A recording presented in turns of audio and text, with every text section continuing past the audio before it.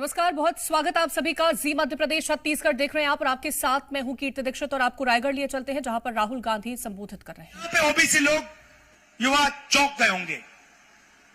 हमारी आबादी 5% तो नहीं है। ओबीसी की आबादी 50% से कम नहीं है। तो अगर ओबीसी की आबादी 50% से कम नहीं है तो फिर उनकी हिस्सेदारी 5% क्यों है? नरेंद्र मोदी जी, पहला सवाल। दूसरा सवाल, आदिवासियों की आबादी 12%। भाइयों और बहनों, आदिवासी युवाओं, आप जानते हो कि 90 अफसरों में से वो जो 3 आदिवासी अफसर हैं वो हिंदुस्तान के बजट का कितना निर्णय लेते हैं? मैं आपको अभी जो बताने जा रहा हूं, यह शर्म की बात है। यह आदिवासियों पर अपमान है। भाइयों और बहनों, आदिवासी युवाओं, अगर हिंदुस्तान की सरकार 100 रुपए खर्च करती है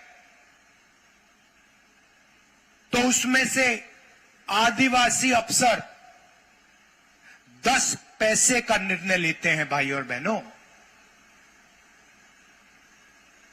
100 रुपए में से 10 पैसे आदिवासी अफसर डिसाइड करते हैं। मतलब 0.01% बजट का आप लोग डिसाइड करते हो। अब जैसे ही मैंने ये बात उठाई,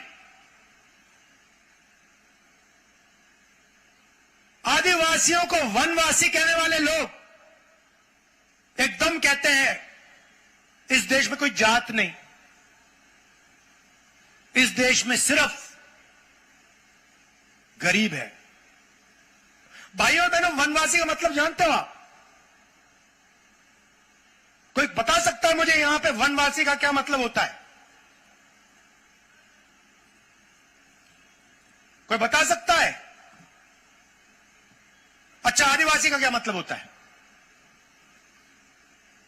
बताइए बताइए, आप बताइए। आदिवासी का क्या मतलब होता है? मैं आपको बताता हूं। आदिवासी का मतलब, और आदिवासी युवाओं को यह अच्छी तरह सुनना चाहिए, आदिवासी का मतलब वो लोग जो हिंदुस्तान के पहले मालिक थे। मतलब ये जो पूरी जमीन दिख रही है आपको, ये जो जमीन है, ये सबसे पहले आदिवासी वर्ग की जमीन हुआ करती थी। हिंदुस्तान में सबसे पहले आदिवासी हुआ करते थे। भाइयों और बहनों, इस शब्द के अंदर बहुत गहरी बात छुपी हुई है। आदिवासी का मतलब इस जमीन पे, इन जंगलों पे, जल पर आदिवासियों का पहला हक बनता है। सही बात? मतलब पहले मालिक आप। अब बीजेपी और नरेंद्र मोदी ने नया शब्द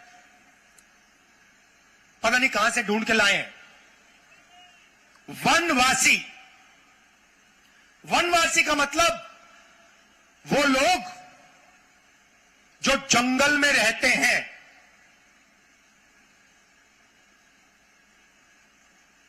आपने वीडियो देखा होगा, मध्य प्रदेश वाला देखा आपने, जिसमें बीजेपी के नेता आदिवासी युवा पर पेशाब कर रहा है। आपने देखा है? देखा ना? उस वीडियो को बीजेपी के लोगों ने वायरल किया दिल्ली तक पहुंच गया था, मैंने देखा उसको। भाइयों और बहनों, आपने किसी बीजेपी के नेता को जानवर पर पेशाब करते हुए देखा है? मैंने तो कभी नहीं देखा। मगर आदिवासी पे बीजेपी के नेता को पेशाब करते हुए मैंने देखा है। ये लोग कहते, इनके दिमाग में बात यह है, ये सोचते हैं कि आपकी जगह जंगल के अंदर है और आपको जंगल से बाहर नहीं निकलना चाहिए। और फिर 24 घंटा ये आपके जंगल को उठा के अदानी को देते हैं। 20 साल में जंगल खत्म हो जाएगा, आपको कहेंगे भैया आप तो जंगल के हो, आपकी तो कोई जगह ही नहीं रही, चलो आओ शहरों में भीख मांगो। हमने छत्तीसगढ़ में अंग्रेजी स्कूलों का जाल बिछा दिया है। क्यों बिछाया? हम कहते हैं आदिवासी युवाओं को, ओबीसी युवाओं को, दलितों को अंग्रेजी सीखनी चाहिए, हिंदी सीखनी चाहिए और छत्तीसगढ़ी सीखनी चाहिए। अब आप पूछोगे भैया 3 भाषा क्यों?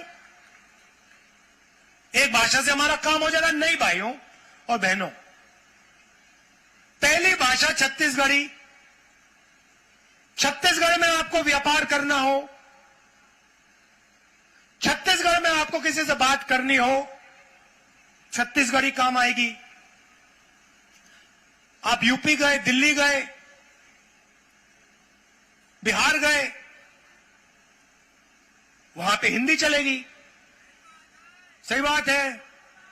मगर मजे की बात सुनो, और मान लो अगर आदिवासी बच्चा या ओबीसी बच्चा कहे कि यार